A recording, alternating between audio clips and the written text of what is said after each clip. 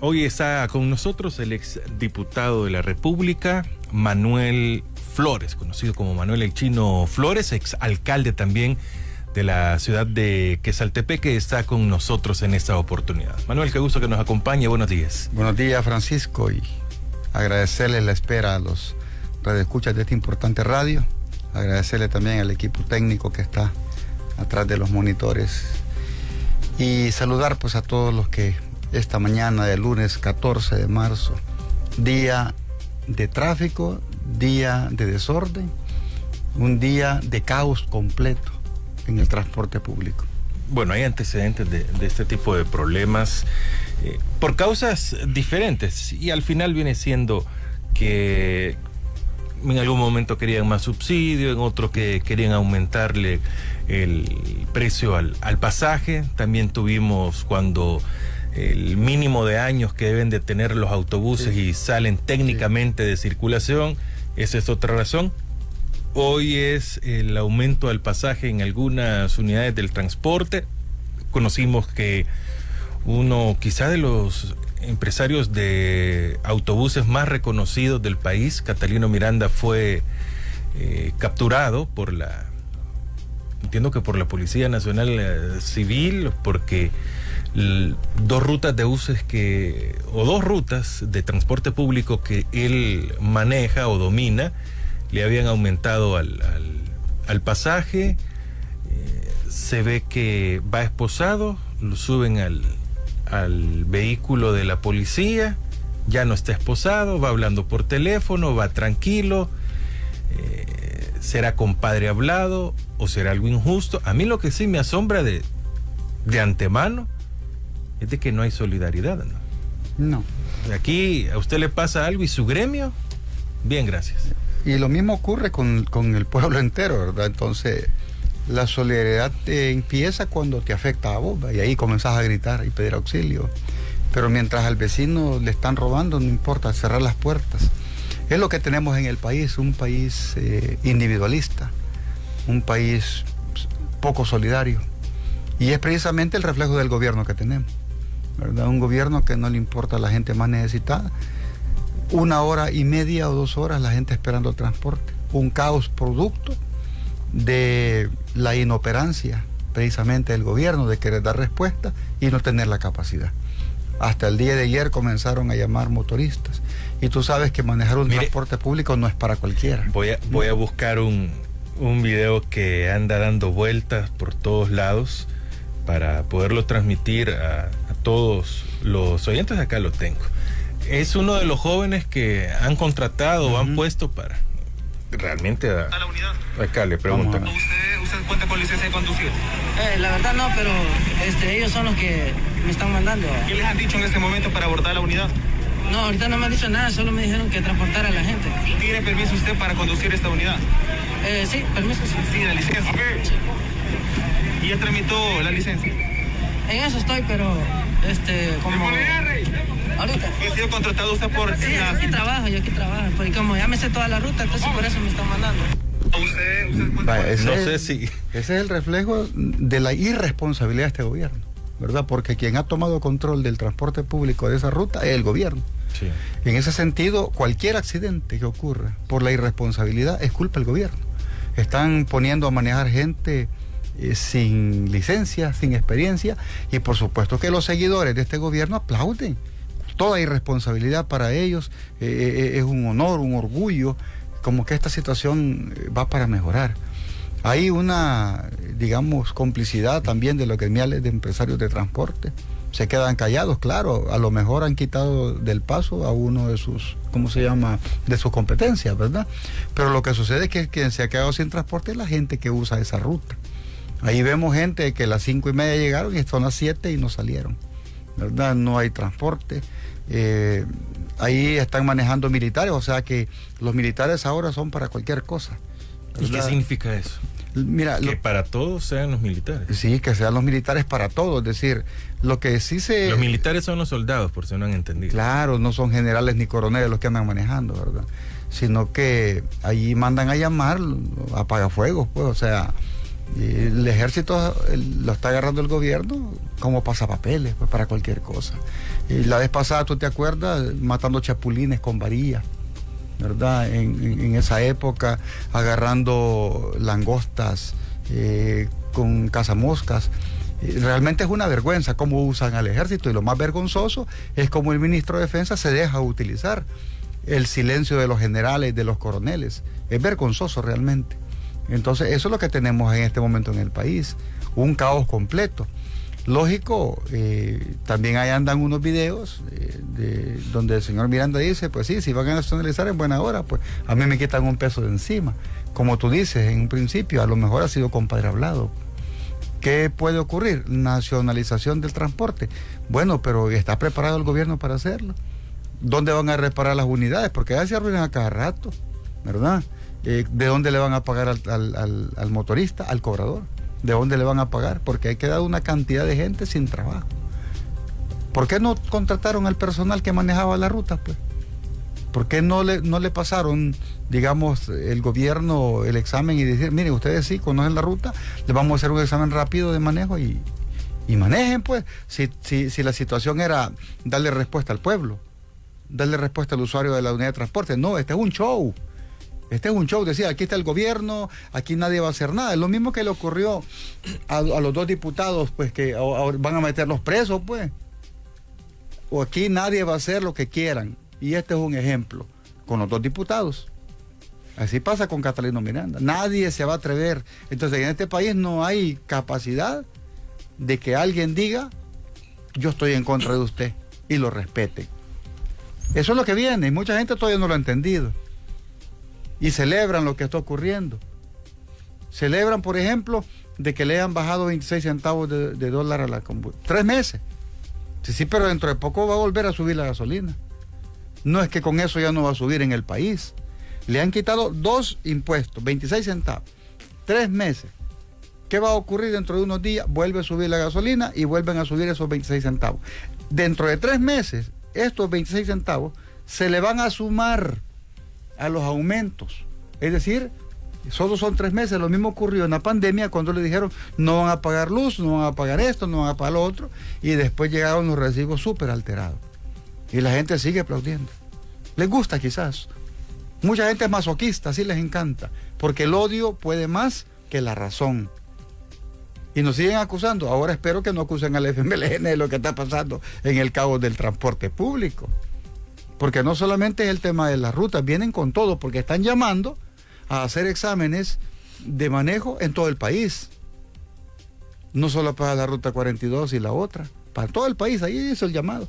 Las alcaldías, ahí anda la alcaldesa de Soyapango, en vez de resolver el problema de los baches, el problema de la basura, el de Mexicanos igual, ahí andan viendo el tema. Entonces, ¿qué sucede? Como no tienen nada que hacer, ni nada que ofrecer al pueblo, se quieren montar también en la desgracia del pueblo para saludar con sombrero ajeno. Son una desgracia los alcaldes de Nuevas Ideas.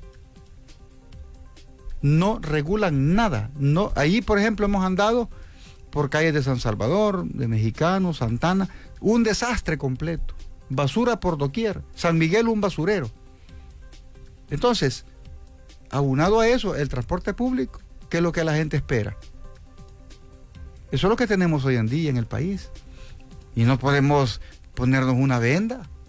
Algo hay que hacer propuestas serias, de estudios verídicos, de estudios validados sobre el tema del transporte.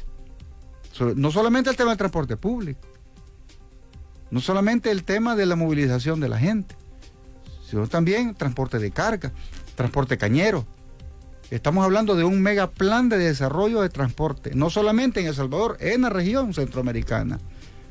Tenemos que hablar, por ejemplo, el desarrollo y la recuperación del agro, que está completamente abandonado. La producción de frijol, de maíz, de granos básicos, está colapsado, no existe. Esas son las propuestas que hay que ir haciendo ya como futuro gobierno, porque esto va al despeñadero, esto no tiene rumbo. Todo es una situación de invento. Cada rato inventan y proponen. Estamos esperando el tren, estamos esperando el aeropuerto, y solamente acaban de decir, vamos a licitar el estudio de prefactibilidad. ¿Cuánto dura el estudio de prefactibilidad? Después viene el de factibilidad. Después viene la licitación del diseño. Después viene la licitación de la construcción. Pero la gente le dicen, ya viene el tren, ya viene el avión. Y mientras el desorden, ni siquiera pueden controlar el transporte público, van a hacer mega obras. ¿Cómo? Eso se llama campaña publicitaria, propagandística, pro gobierno, que no hace nada por la gente. Ya no está, prácticamente la pandemia desapareció. Ya no sale el ministro de Salud hablando de la pandemia.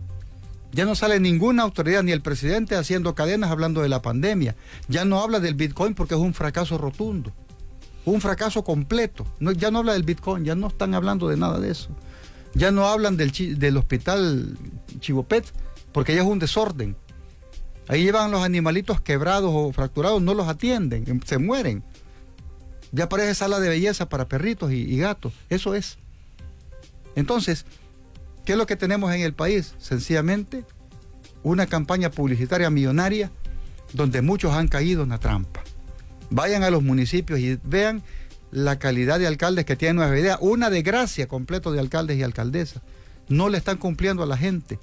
No le están cumpliendo a la población. No hay obras. ¿Por qué? Porque de manera cobarde se dejan quitar el FODES. No reclaman los derechos de la población, porque el FODES no es para el alcalde, ni para los concejales, ni para los empleados municipales, es para el pueblo. Ya no digamos las obras que no van a llegar a las comunidades rurales, allá a la callecita. Y lo digo porque fui alcalde 9 años y llevábamos obras sustentables, llevábamos obras sociales a la gente. Hoy están cerrando los programas sociales y la gente no dice nada. ¿Por qué? Porque no quisiera pensar que es un pueblo amancebado. Bueno, quiero que toquemos un poco los temas internacionales para saber lo que realmente pasa, el trasfondo. ¿Solo hay guerra en Rusia y Ucrania? No, ahorita es una agresión contra Yemen. De parte ¿Dónde está Yemen? Cuéntanos un poco. Bueno, históricamente es parte de la península arábiga, junto con Omán y junto con Arabia Saudita. Antes se le llamaba República Árabe Unida, la famosa RAU, que después se dividió en Emiratos Árabes, en Arabia Saudita, pero siempre Yemen existía y Omán. Omán es un sultanato. Yemen siempre se ha caracterizado por tener una disputa histórica entre dos regiones, norte y sur, y en el pasado entre la región capitalista y la región comunista. Una capital, Saná, y la otra, Adén. Para hablar un poco bíblico, de allí surge, después del, digamos, diluvio universal, las migraciones, ¿verdad? Las migraciones semíticas, porque fueron los descendientes de Sem los que dieron origen en los países árabes. Por eso se le llama la península arábiga, donde migra, por ejemplo, los descendientes de los caldeos, es decir, donde llegó Abraham y nace el pueblo hebreo, que tiene origen árabe, ¿no?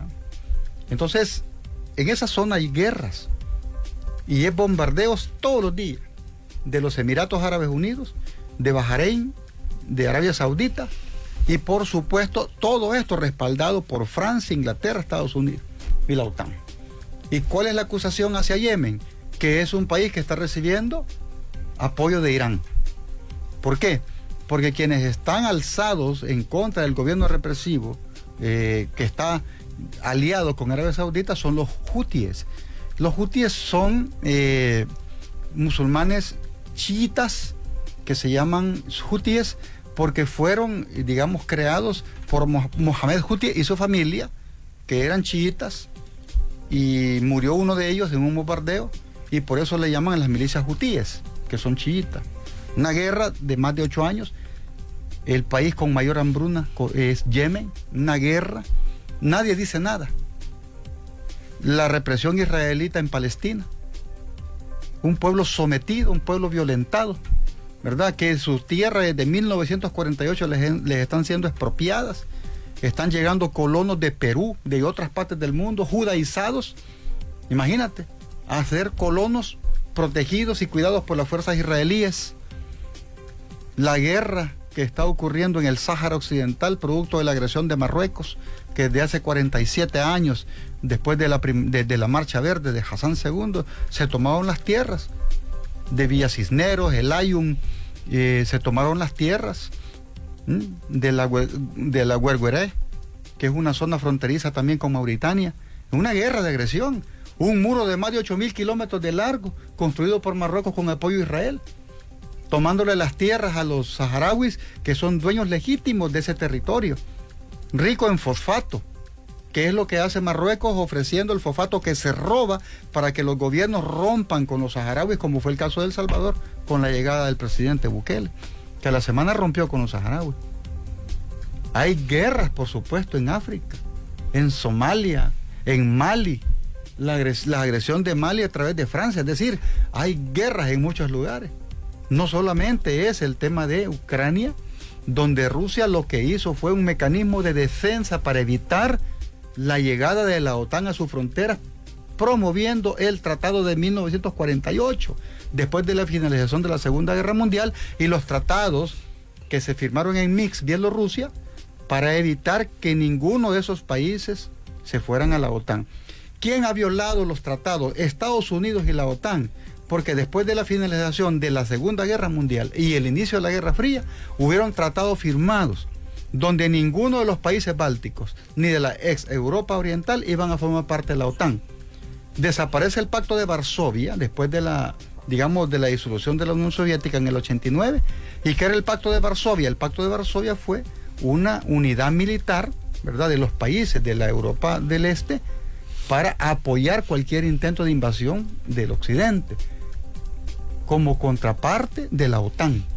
Supuestamente, desapareciendo el Pacto de Varsovia, ya no existía ninguna amenaza, pero la OTAN, en lugar de desaparecer, siguió avanzando. Entonces, cuando cae el gobierno del 89 y llegan pro-occidentales como Boris Yeltsin y otros presidentes que no les importó la Federación Rusa, pues fue donde la OTAN comenzó a expandirse. Y ya son miembros de OTAN Polonia, Hungría, Rumania, Estonia, Letonia, Lituania, Albania y todos los países. Todos los países. No solamente los países bálticos, sino que también todos los de Europa del Este. Entonces, violenta la OTAN a través del imperio norteamericano, respaldado por Inglaterra y Francia, y dice, nosotros aquí mandamos, pues. Y lógicamente el imperio usa su política de dominio mundial, teniendo más de 5.800 armas nucleares, ojivas nucleares, Estados Unidos, las que tiene Francia, ¿verdad? Y por eso no es de extrañarte que los 5 miembros del Consejo Permanente de Seguridad tienen armas nucleares, ¿verdad? Esa es la diferenciación. Por eso hoy viene Rusia con todo su derecho, protege a sus ciudadanos en Donbass, ¿verdad?, donde hay 2 ciudades, y en Crimea, donde la mayoría son rusoparlantes, son ciudadanos rusos, ¿no? Protege y cuida. Durante 8 años Ucrania bombardea y masacra a la gente. Nadie decía nada. Nadie decía nada. Ninguna base rusa está cerca de Estados Unidos, nada. Pero hay como 280 bases cerca de Rusia, estadounidenses. ¿Qué hacen allí? Pero te usan toda una propaganda mundial, utilizando sus medios, CNN, Univisión y todos los medios, la mayoría sionistas. Y aquí es donde viene la diferenciación entre sionismo y judaísmo. Los que fueron masacrados por Hitler fueron judíos que profesaban la religión judía, y Hitler fue respaldado por los sionistas. Le financiaron los sionistas, y muchos dicen que no es lo mismo. No, el sionismo es una corriente de ultraderecha que toma la fe judaica como propaganda para instaurar un Estado judío sionista en lo que hoy es Palestina. El sionismo nace en 1880 y pico, con la idea de crear un Estado judío, y propusieron 3 zonas: Uganda, la Patagonia y Palestina. Y al final decidieron tomarse Palestina en complicidad con Inglaterra en 1948, después del tratado.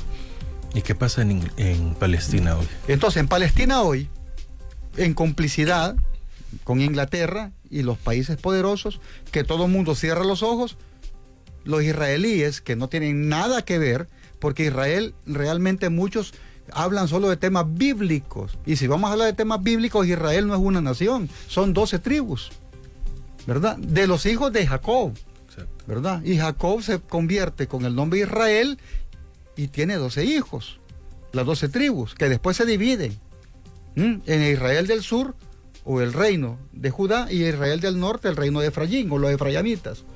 Esos dos reinos compiten por sí en el tema del dominio de la región, y es donde hablan de las 10 tribus perdidas, claro, los efrayamitas, que después los llamaron los gentiles, que se juntaron con los descendientes de Ismael, que Ismael se juntó con los descendientes de Esaú, ¿verdad? El primer hijo de Isaac, que le vendió la primogenitura a Jacob. Todo eso es bíblico, eso está escrito en la Biblia. Pero ¿qué sucede después?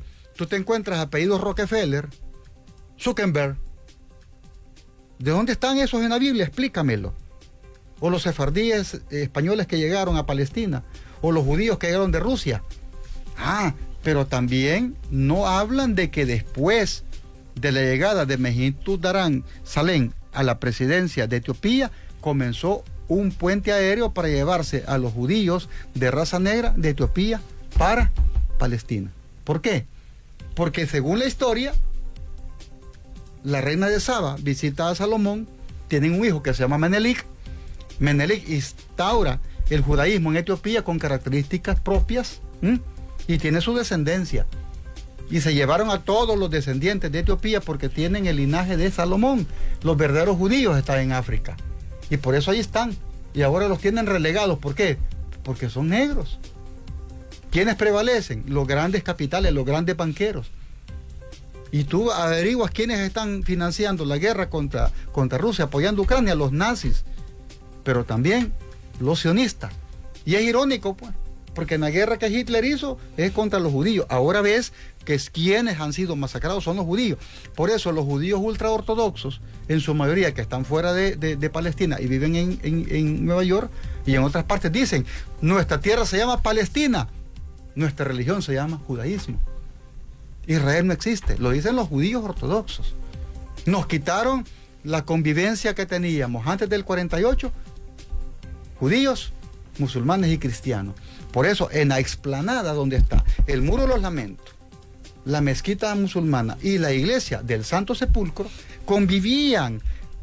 Y muchos no saben de que la iglesia del Santo Sepulcro, quien custodia la llave donde está enterrado Jesús, es un musulmán.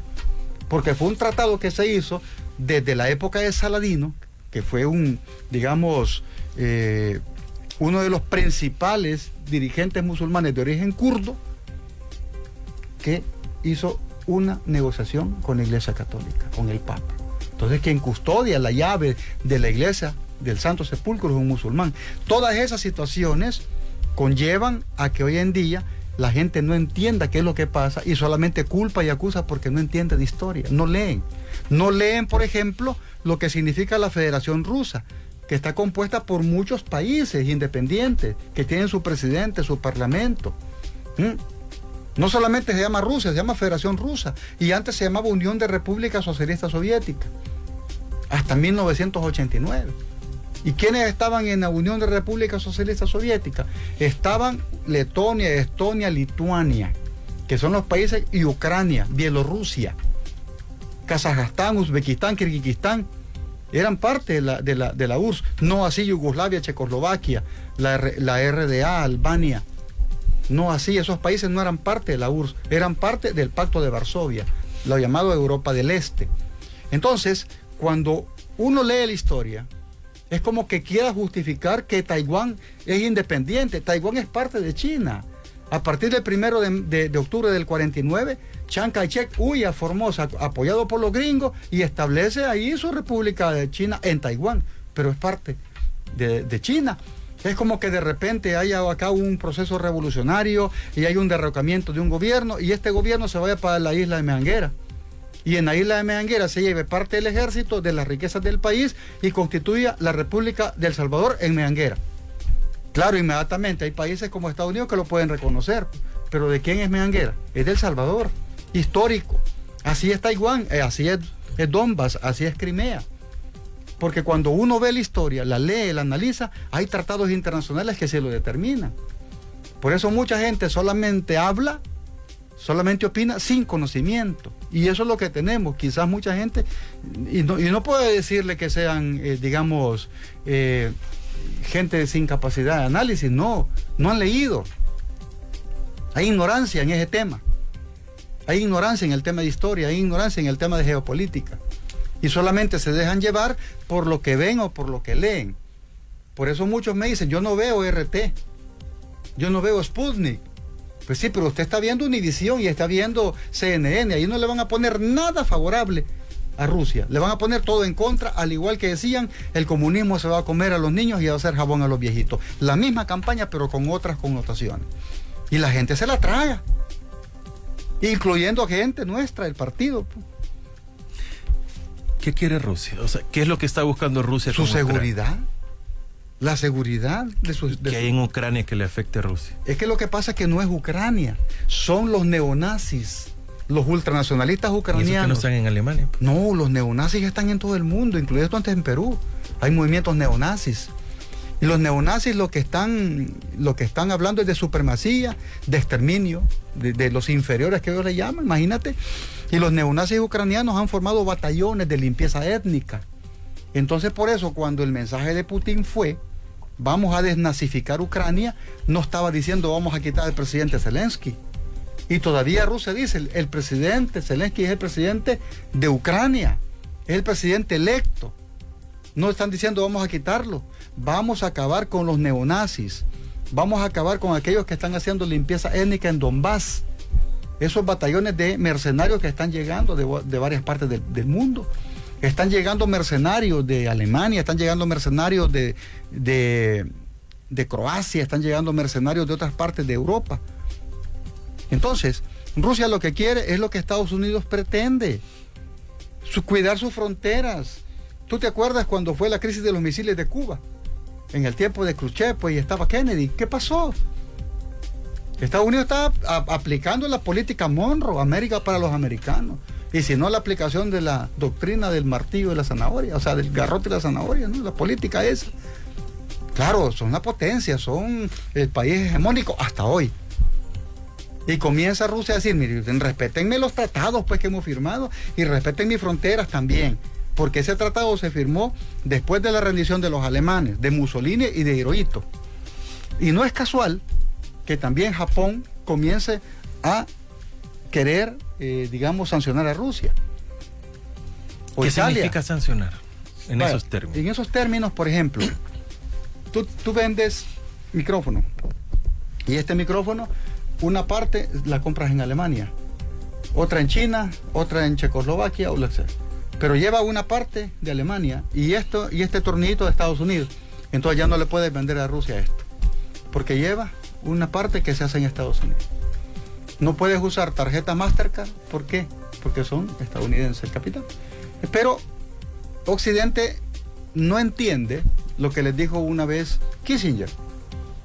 Mientras ustedes hacen guerras, China se prepara para el comercio, para desarrollar 5 y 6G. Ya están desarrollando 6G los chinos. Sí.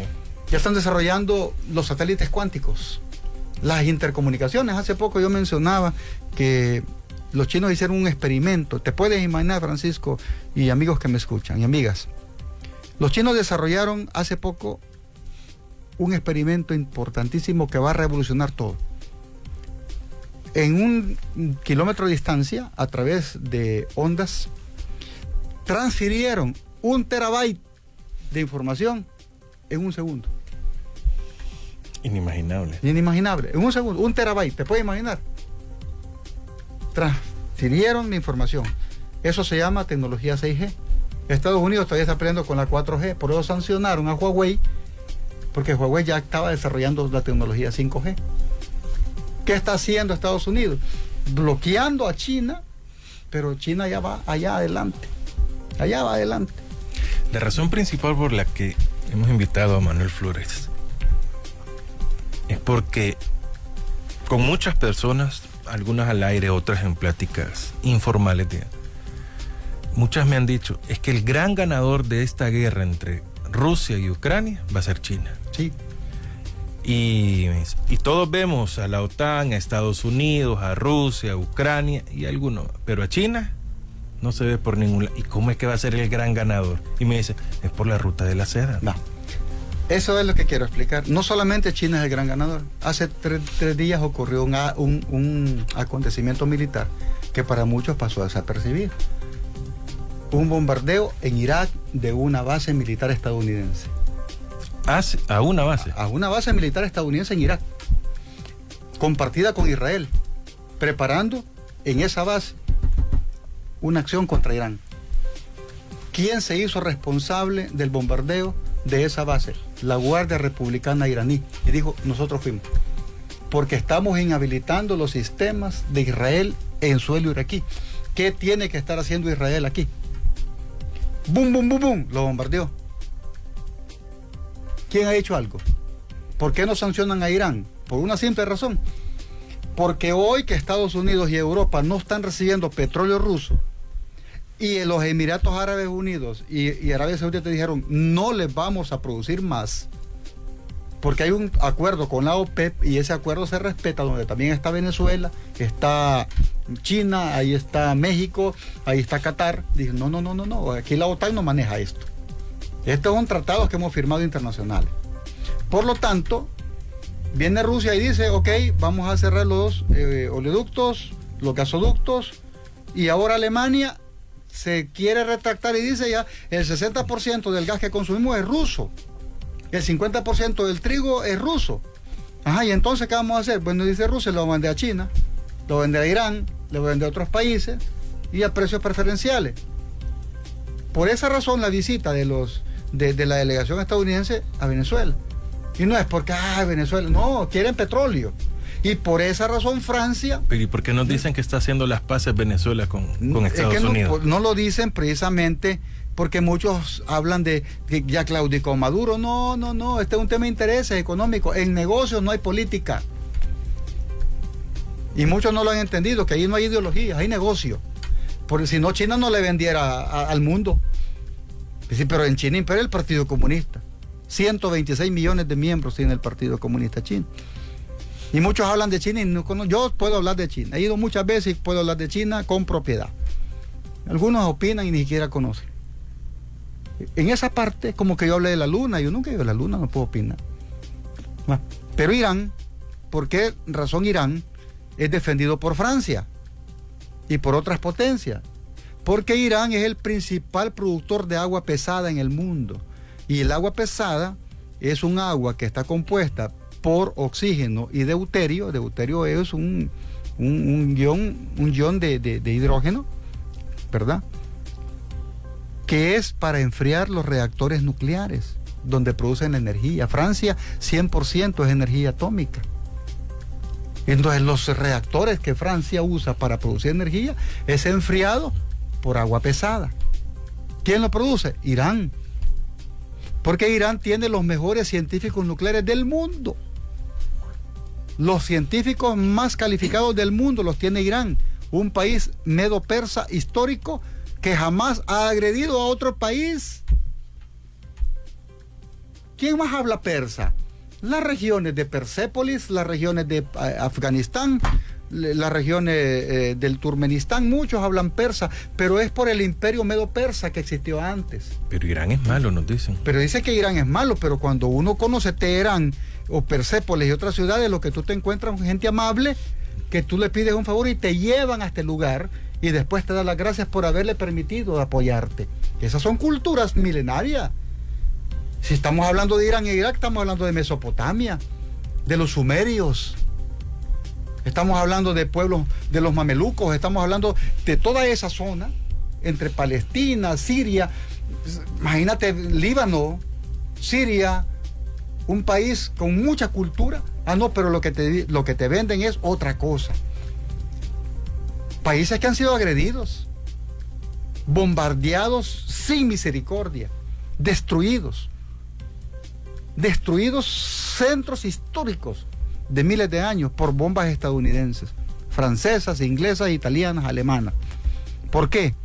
Porque no quieren que los países tengan autonomía e independencia, porque todos países colonialistas que fue Europa viven del robo y el saqueo de los pueblos. No producen nada. Imagínate que el mejor chocolate es suizo y Suiza no produce cacao. Entonces, claro, la materia prima la llevan de Honduras, que el cacao tiene origen hondureño a nivel mundial. Hondureño es el cacao. Entonces, tú tienes, por ejemplo, ¿de qué vive Europa? No producen nada. Producen tecnología, pero la tecnología para producirse necesita materia prima. Y la materia prima para la producción de nanotecnología, de teléfonos satelitales y teléfonos de gama alta, Irán. se usa la tecnología de las tierras raras. Las tierras raras están en China en su gran mayoría.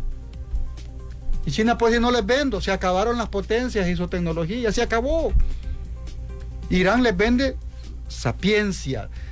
Imagínate que cuando, según los musulmanes, tienen que ir por lo menos una vez a la Meca, ¿verdad? A peregrinar a la Meca, donde nació Mahoma y murió en Medina. Son las dos ciudades más santas para los musulmanes. No importa si sos chiita, si sos suní, ¿verdad? Si sos wahabista, takfiri, salafista, si sos hutíes, si sos chiita, halawita, no importa. Tienes que ir a reverenciar a Mahoma a la Meca. Muchas veces los generales iraníes que son musulmanes viajan a la Meca y allí no les permiten ir con seguridad. Los israelitas los ¿cómo se llama? No, los secuestran y los asesinan. Entonces los judíos, no los judíos, sino que los sionistas israelíes llegan y los secuestran a los científicos o a los generales y los asesinan. ¿Te puedes imaginar? Y eso ocurre. Juegan con la fe de la gente. Vuelvo, Manuel. ¿Y qué va a ganar China? Va. Aquí. Cuando nosotros hablamos de la ruta de la seda, debemos remontarnos a 2124 años, más o menos.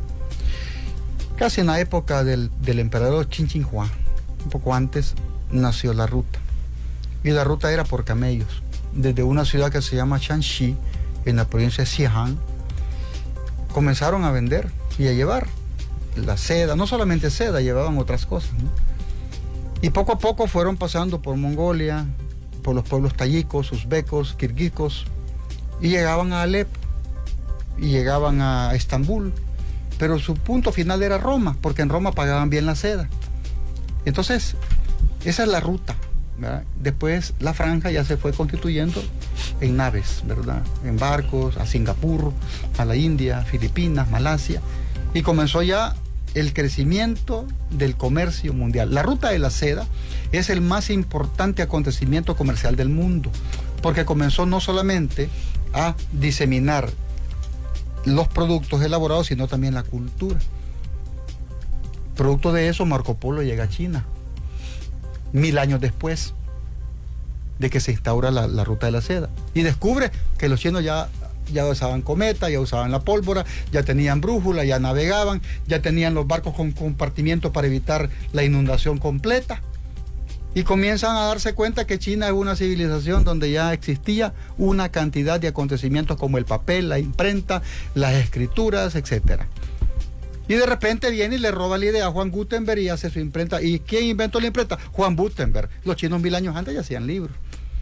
Los chinos inventaron el papel. A mí me enseñaron que fue Juan Humphrey. Claro, porque la educación nuestra es occidental. La primera brújula era una especie de cuchara magnetizada, por ejemplo. Y los chinos han inventado prácticamente todo. Lo que sucede es que nosotros nos han dicho que las primeras comunicaciones las hizo Alexander Graham Bell a través del teléfono. Claro, pero habían cosas antes. O la disputa entre Tesla y ¿cómo se llama? Y Edison, que le robó muchas patentes. O el mismo Roberto Koch, que robaron patentes, o al mismo médico, ¿cómo se llama? El doctor Carlos Juan Finlay, que fue el descubridor de la transmisión de la fiebre amarilla. 2 científicos, si se le puede llamar así, estadounidenses, le robaron sus estudios, y ellos lo fueron a presentar a una de las academias más importantes diciendo que eran sus estudios, cuando de verdad había sido el doctor Juan Carlos Finlay, o Carlos Juan Finlay.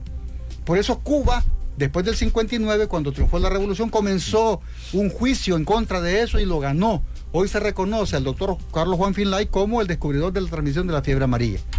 ¿Cuántas cosas no le han robado a inventores o investigadores pobres? ¿Cómo murió Tesla? Murió pobre, porque lo que él quería era energía para el pueblo de manera gratuita. Pero claro, si estamos hablando del otro señor de Estados Unidos, Thomas Alva Edison, lógicamente quien se adelantó fue Tesla. Murió pobre, como muchos científicos mueren pobres porque su situación era la humanidad. Por eso tú tienes una diferenciación entre un médico cubano y un médico que estudia en academias occidentales. Uno ve al enfermo como paciente y el otro lo ve como cliente. Esa es la diferencia. Por eso muchos no quieren el socialismo, porque el socialismo realmente lo que te hace es que te devuelve lo que te ha dado el Estado. Muchos no lo entienden. Porque, por ejemplo, este gran jugador brasileño llamado Sócrates, un médico de profesión, se iba para allá a la Amazonia a dar consulta. Un médico comprometido que fundó, junto con su equipo donde jugó, si mal no recuerdo el gremio, el socialismo imperaba y allí la gente votaba, ¿verdad? Cómo iban a jugar incluso. Y hay una gran historia alrededor de Sócrates. Ya, un hombre que ayudó a Lula pues a desarrollar el deporte comunitario y a apoyar a la gente pobre. Pero es que ahí viene donde cualquier padre le diría, pero ¿y para qué estudias y de qué vas a vivir? Claro, pero imagínate Sócrates y compararlo, por ejemplo, con los otros Ronaldinho. Lo que te enseñan son los carros que usan, las grandes mansiones. Eso te enseña Messi, Cristiano Ronaldo, porque son usados como marketing. Se acabó la era de Cristiano Ronaldo, se acabó la era de Messi. Ahora viene la era de Haaland para el Barcelona y del otro cipote Mbappé para el Real Madrid. Porque todo es venta de camisa, todo es publicidad. Así ya se acabó la época antes de Maradona, Johan Cruyff, Pelé, se acabó. Pero ¿cuál es la diferencia? Que uno tenía, digamos, sentimientos hacia la población y fue acusado de muchas cosas, que fue Maradona. Claro, porque era amigo de Fidel, era amigo cercano a la gente. Aquí vino El Salvador, pues.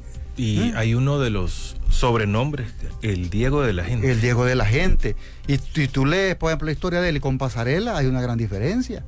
O con Mario Kempes, por ejemplo. O incluso si lo llevamos al tema del canto y el tema de los actores, ¿quiénes ganan los Grammy? Los más malos, pero son los que lamen las botas del imperio. ¿Vos crees que Rubén Blades no cambió su filosofía de vida y que ahora habla en contra de lo que antes opina a favor? Su canción Tiburón, por ejemplo, Los Desaparecidos. Ahora, si vuelve a cantar eso, le suspenden los contratos. A él y a muchos cantantes falsos, como Juanes, como Maná, como el cantante español, Alejandro Sanz, son hipócritas, ellos son mercenarios de la música.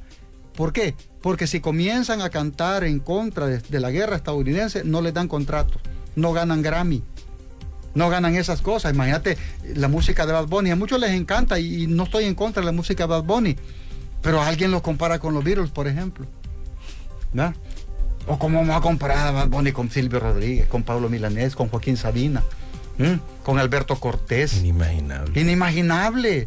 No le dieron nada, ni un pasquín. Nada, o compararlo, por ejemplo, con Palito Ortega. Con Sandro. Con Sandro de Argentina, con Nino Bravo.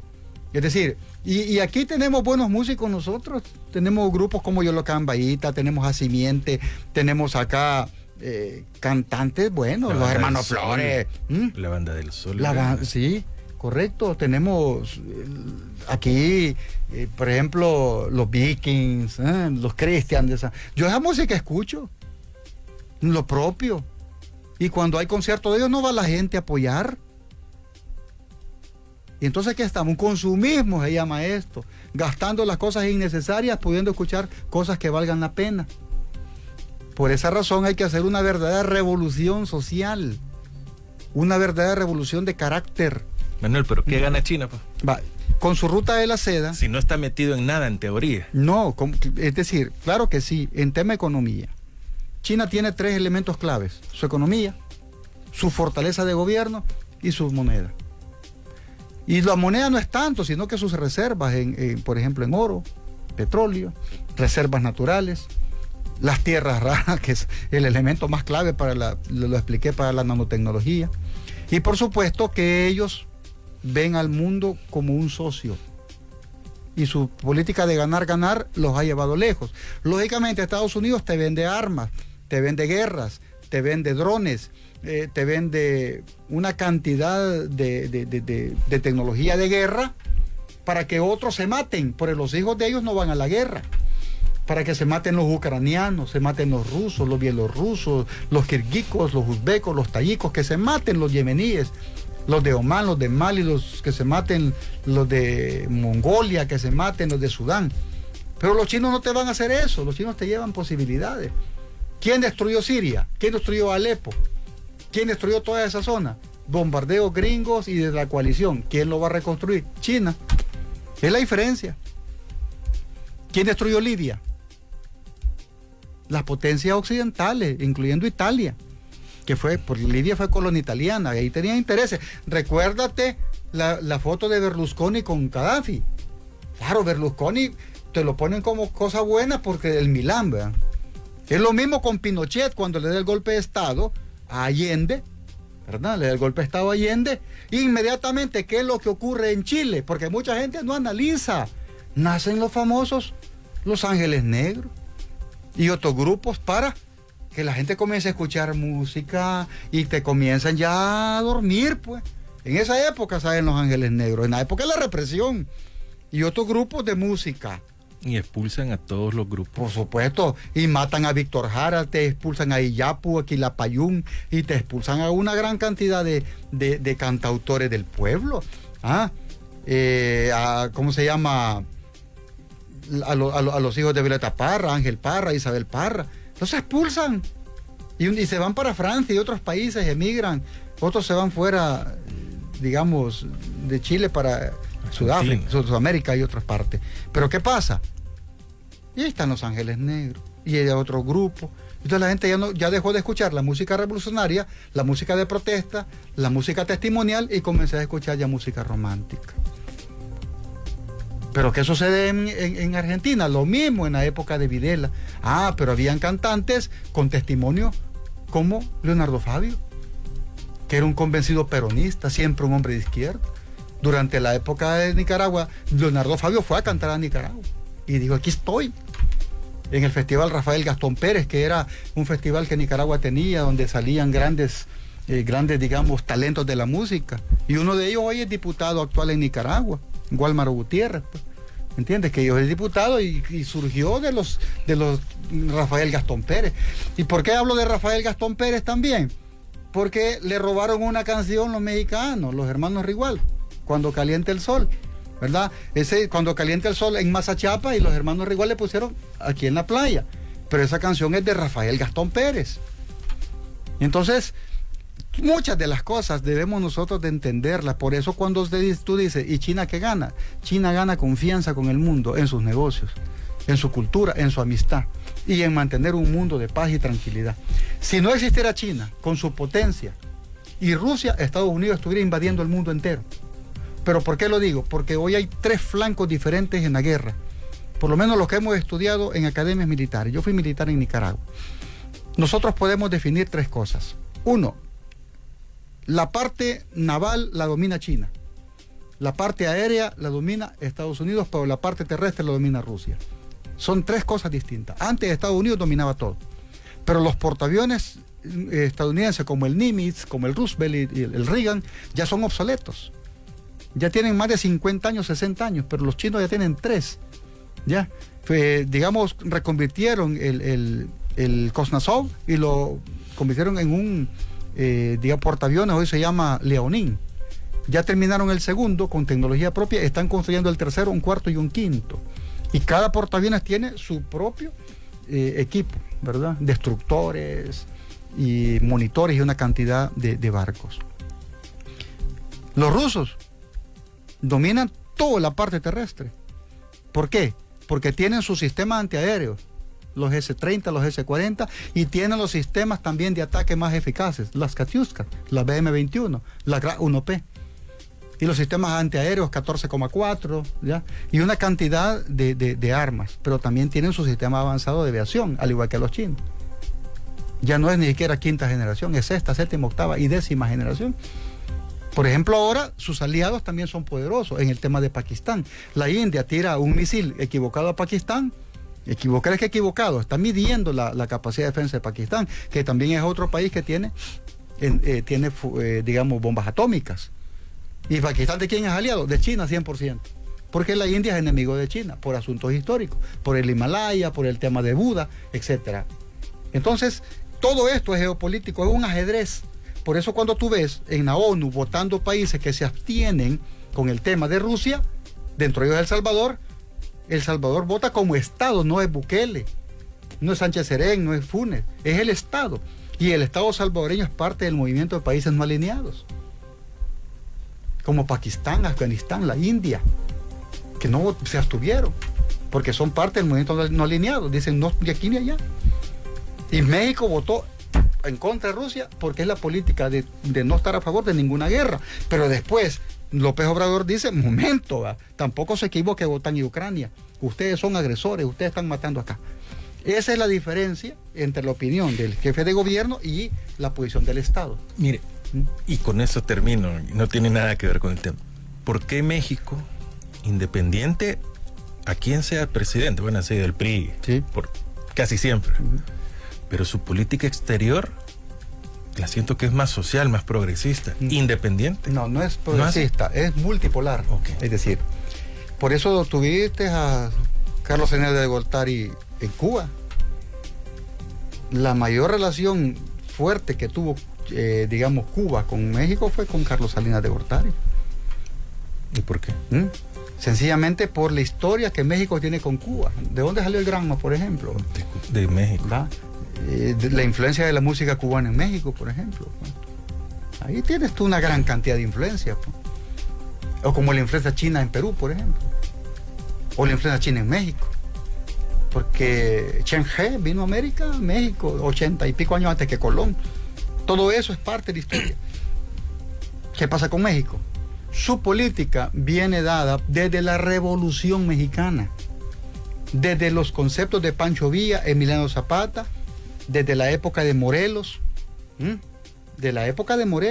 o de Miguel Hidalgo y Costilla, pero también la parte fundamental del pensamiento cósmico de Lázaro Cárdenas, que Lázaro Cárdenas reimpulsa digamos, el desarrollo agroindustrial mexicano, pero también el posicionamiento de México con el mundo. Y por eso tú te encuentras en México embajada de Corea del Norte y del Sur, los saharauis y los marroquíes, los palestinos y los israelitas. Es decir, no tienen conflictos con ellos porque México dice nosotros somos el elemento base para cualquier negociación, y por eso no es casual que México y Francia fueran los promotores de la paz en El Salvador.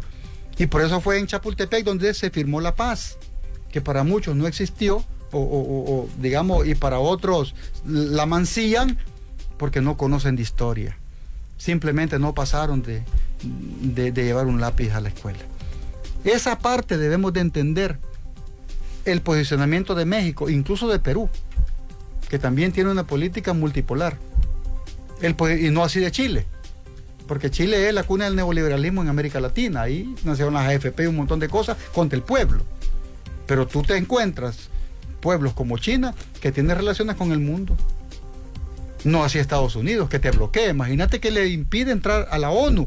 Y la ONU es un territorio no norteamericano, es un territorio mundial, pero impide que entren. Entonces están pensando crear otro organismo que fuera de Estados Unidos. Y ya va a existir un organismo diferente. ¿Quién lo planteó? México. Con el caso de la ONU y la OEA, por eso nace CELAC. Y el principal benefactor de la CELAC, ¿verdad?, es China. Entonces ahora, China y Rusia, Irán, son una realidad, no solamente económica, también militar y política. Primero porque Irán es la contraparte de Arabia Saudita, por una razón. Arabia Saudita es el principal promotor del sunismo, el wahabismo, el takfirismo y el salafismo, especialmente la promoción de grupos terroristas, como el ISIS, Al-Qaeda y demás. E Irán es el protector del chiismo, mayormente en Bahrein, en Yemen, en Siria, en Irak. Y especialmente pues en toda su zona iraní, que aunque Irán no es un país árabe, es un país medo-persa, casi el 95% profesan el chiismo, pero protegen a las minorías. Incluso hay gente judía en el parlamento iraní, y muchos no lo saben, y los protegen. Pero la campaña de Estados Unidos contra Irán es de perversión. Tú viste la película 300, los persas son demonios, y Jerjes es un demonio.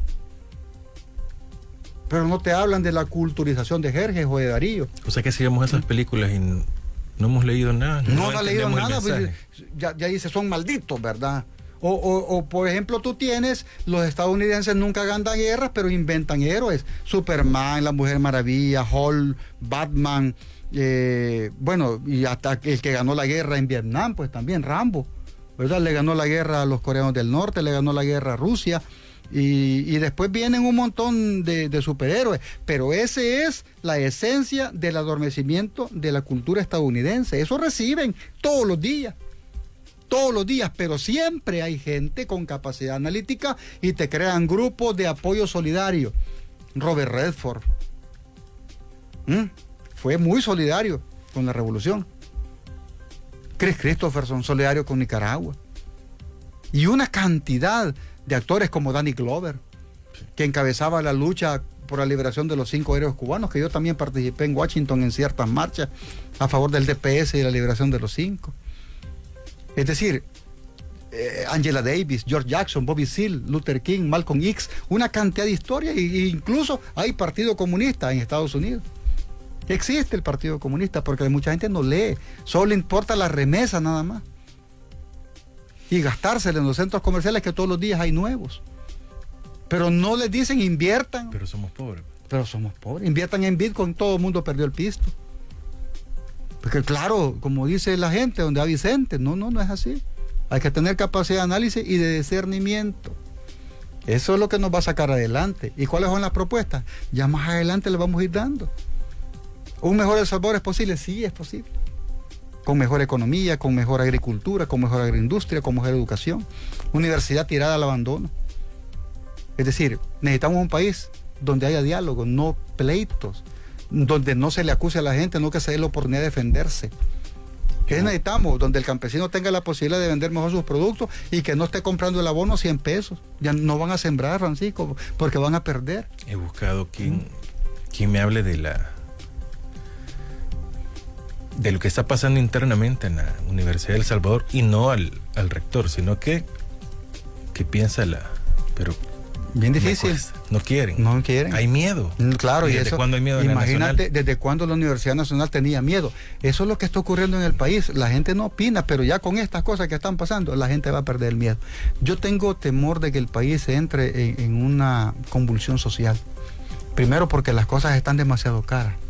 Y las políticas que se están implementando son sacadas de la manga de la camisa. Te quitan un ministro de Agricultura, te ponen otro y no resuelve. Quitan la de Educación, ponen al otro, ya dejó de pintar las escuelas. Solo son pura publicidad inicial. Ponen la primera piedra y al día siguiente la quitan. Un alcalde en Sonsonate pone una planta en cemento. Por Dios santo, o son imbéciles, perdonen la palabra, o qué están haciendo. Porque eso es un imbécil, pues. Va a sembrar una planta en cemento. ¿O no crees tú? No tiene raciocinio, por Dios santo, y todavía le aplauden. ¿En qué estamos? Hay que pensar un poco más, a 5 años, a 10 años. Una asamblea nefasta. Y bien ganado el término. Yo tenía debate, incluso en mi partido, y a veces no votaba por cosas que yo no estaba de acuerdo. Como cuando se le dio la condecoración a la ex embajadora Jean Mens, la orden a la independencia, en contra. ¿Cuál independencia? Y muchas cosas más. No hay debate. Los diputados N y los alcaldes N, porque nadie los conoce. Ahí llegan a las alcaldías, está el alcalde N. No, se llama Juan, no N, porque yo por la N voté, dice la gente. Esa fue la campaña. No los conocen. Yo ayer anduve en Quesaltepeque, en el parque. Iba a comprar unas pupusas, una minuta, y la gente se pasaba a la calle para abrazarme, saludarme, a pedirme que vuelva de alcalde. Le dije, no. ¿Y sabe qué me dice la gente? Ahí pasó el alcalde, nadie lo saludó. Es que no lo conoce nadie, además es prepotente, soberbio, no saluda, se cree el dueño del pueblo. Pero usted era diferente, usted abría su casa. Sí, porque yo tengo principios. Y mi casa es la casa de mis amigos, y mis amigos es el pueblo. Es la diferencia. En diciembre llegaba gente a pedirme piñatas, dulces, juguetes, pues sí, pero ¿por qué no van al alcalde? Que no abre. Esa es la diferencia entre los alcaldes de Nuevas Ideas, que surgieron por casualidad y generación espontánea, ¿verdad? Hay que leer a Aristóteles lo que significa la generación espontánea y los que nos hemos forjado desde el barrio, desde la colonia, vendiendo pasteles de leche desde los 6 años, o ropa usada con mi mamá, o en la carpintería con mi papá haciendo ruedas de carreta. Es decir, un presidente tiene que surgir de las entrañas del pueblo, pero con capacidad de análisis y con capacidad intelectual. Y todo es posible porque pobreza no es sinónimo de ignorancia.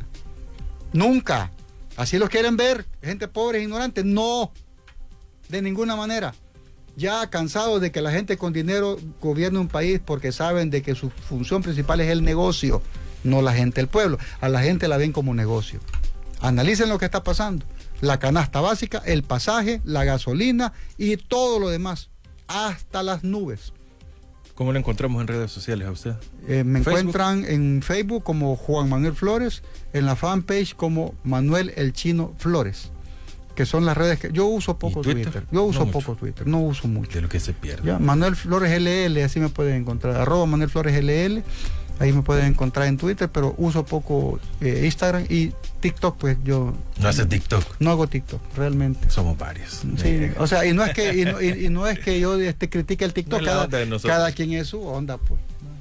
Cada quien. Mire, ganó el Marte al fin, le ganó al primer ligar, 4-2 al Chalate. Sí, el Marte tiene que resurgir con la casta, ¿va? Pero le está tocando lo del Barcelona. Yo siempre he dicho, soy una persona en la que voy a recordar eternamente por dar su apoyo, no al Marte, sino que al fútbol nacional, a la historia, es al invitado de hoy, a Manuel el Chino Flores, que cuando el Marte estaba en lo peor, sí, pero tenían la gente más importante, sí, los cerebros, que eran comandados todos por Raúl Alfredo Magaña y Félix Guardado. Llegaron sabiamente a la casa del pueblo en Quesaltepeque, sí, y se vieron las posibilidades, porque también era de observar las posibilidades, y hasta que se logró el ascenso nuevamente del Atlético Marte, un esfuerzo ahí simultáneo. Sí. Es que lo que uno debe de hacer es siempre sacar del anonimato tantas cosas. Por ejemplo, a mí me buscaron en la asamblea los pastores evangélicos en aquel tiempo solicitando el Día Nacional de la Iglesia Evangélica. Tenían 8 años de andar como Moisés en el desierto, en la asamblea, y nadie les hacía caso. En el día que me encontraron, al día siguiente metí el decreto. Y ya tienen su día, 31 de octubre, Día de la Iglesia Evangélica. Y lo mismo... ¿Y la pensión para los proceso para la pensión de los mundialistas 70 y 82. O sea, lo dicen 24 horas. O el otorgamiento de hija meritísima Nori Flores. Te puedes imaginar que no tenía Nori Flores hija meritísima, pero otros que ni siquiera cantan las alabanzas. Tenían eso. Y otros que porque habían metido un gol. O sea, ¿me entiendes? Entonces, a Nori también yo le promoví su hija meritísima. Se le había dado a la Orquesta de Hermanos Flores, pero como embajadora de la música, pero no a Nori. Entonces, claro, son cosas que a mí me preguntan, ¿y qué hiciste en la asamblea? Por Dios santo, no terminamos de hablar. Porque otros solo hablan, pero dice, es que ese diputado es bueno porque reparte abono. O sea, y ese alcalde es bueno porque anda chapodando el parque. Esos son los conceptos que se tienen. Ese alcalde, ese diputado es bueno porque se equivoca menos que el otro. Y mire los zapatos que andan hoy. Y se operó. Y mire, la otra ya no sale porque... Es decir, tenemos un circo en la asamblea. Pero antes había debate. Yo recuerdo los debates contra Arena. Yo los arrastraba por sus temas ideológicos tontos. ¿Me explico? Y yo siempre digo, antioligárquico, antiimperialista. Yo jamás voy a andar queriendo hacer una alianza con la derecha electoral. Están locos. Nosotros tenemos historia, que estamos en una situación difícil, sí, pero estamos recomponiéndonos en el territorio, pero hay mucha gente dentro del partido que solo critica y no hace nada. Ahí viven peleándose en las redes, hay que les vaya mal. Yo no le deseo bien al que ande peleando y hablando de los compañeros, que anden tirándole a los compañeros, ya sean históricos o jóvenes. No. Por esa razón nosotros estamos así, cuando entendamos que lo que necesitamos es una unidad estratégica, definida, clara, vamos a caminar. Ayer estuve en San Miguel, un debate bonito que tuvimos ahí con los militantes, concejales, la directiva departamental y municipal, y llegaron varios líderes. Y abordamos ya el reimpulso de San Miguel. Qué bueno. Me dicen de Gise Bakery que ¿a qué hora va a comer las galletas? No, ahorita vamos a comer una. Son galletas de mantequilla. Yo las recomiendo porque son de las mejores galletas. La iba a Ya dejar ve que hasta no el hace final, nada en su casa, pero no los puede abrir. ¿Cómo no? Lo que pasa es que yo siempre esperaba que un ciplo. Hay que comer galletas, ¿no? Ok, de mantequilla de Hissy De Bakery. mantequilla. Bueno, perfecto. Muchas gracias, Manuel. A ti, Francisco. Y seguimos hablando, porque en el ámbito internacional siempre hay que hablar con los que conocen y los que nos pueden educar y impulsarnos a que vayamos a leer un poco. Si encontró 20 términos que no he entendido de los que dijo Manuel Flores, ¿qué es lo que tiene que hacer? Pueden escribirme o leer. O búsquelo. Anótelos y búsquelos, vea la entrevista nuevamente. Bueno, queda colgada. En YouTube hemos tenido un pequeño inconveniente, pero a las, 9:30 ya estará.